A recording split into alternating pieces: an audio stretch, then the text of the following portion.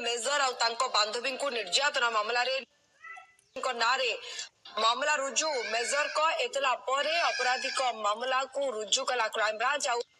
किछि समय पूर्व अर्थात पूर्व बुलेटिन आम आपको देखौथुलु जे मेजर केउबळी भाबे एक लिखित एतला दैछन्ती क्राइम ब्रांच को जेउथरे से उल्लेख करछन जे सेदिन रात्रि कोन घटिथिला केउबळी भाबे 10 रु 12 जन युवक तीनिटी गाड़ी रे आसी तांको अटकाई मिसबिहेव करते से बांधवी सहित जो भरतपुर मॉडर्न पुलिस स्टेशन को जाते जो सीसीटीवी नाही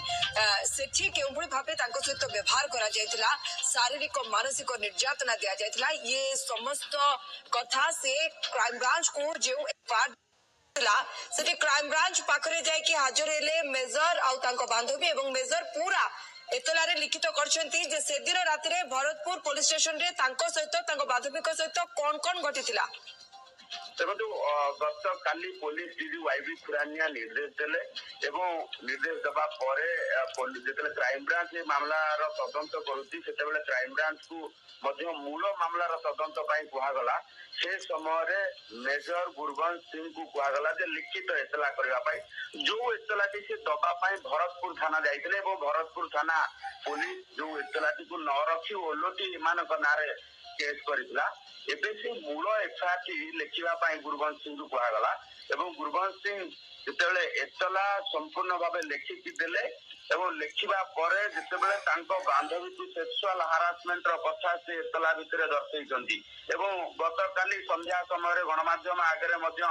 तांकर बांधवी किभଳି भाबे बयान करिसन्ती जे को भଳି भाबे तांको सहित घटना घटिछि भरतपुर थाना रे ये सब कथा को देखिबा परे क्राइम ब्रांच पक्षरु एक मामला रुजु करा जायछि जो मामला वर्तमान जो देखा जाए केस नंबर 11/2024 से एक मामला रुजु करा जायछि कारण 10 जो रही सीबीसीआईडी केस नंबर 10/2024 रे प्रथम रु एक सतकृत भाबे मामला रुजु करथिला क्राइम ब्रांच जो घटना को नेकी जो रहितला आज भरतपुर थाना रे तांको बांधवी एवं तांको आसल्ट करा जायतिला किंतु ये एतला आधार रे गुरबंश सिंह को एतला आधार रे सीबीसीआईडी का केस नंबर 11/2024 रे एक मामला रुजु करा गला एवं मामलार दफा मध्य संगीन कारण निलंबित आईआईसी दीनकृष्ण मिश्र नारे अटेम्प्ट रेप भली संगीन दफा लगी कि मामला रुजु होती तेणु ये निश्चित भावे वर्तमान एक बड़ एवं गुरुत्वपूर्ण जो रही पदक्षेप क्राइम ब्रांच पक्षरु एवं ये वर्तमान जब देखा निलंबित आईआईसी दीनकृष्ण मिश्र एंड को जो एंड को एटी कह सहित आहरी 4 जन अच्छा महिला एएसआई 2 जन अच्छा जड़े कन्स्टेबल अच्छा भाव आम जब देखा जे आउ 4 जन जो माने भी अच्छा समस्त ना ये गुरुतर दफारे वर्तमान मामला रुजु करा जायछि एवं मामला रुजु हेबा परे वर्तमान जो क्राइम ब्रांच पक्षरु तदंत आरंभ करा जायछि एवं एमानक एबे अभियुक्त अर्थात अपराधी भावे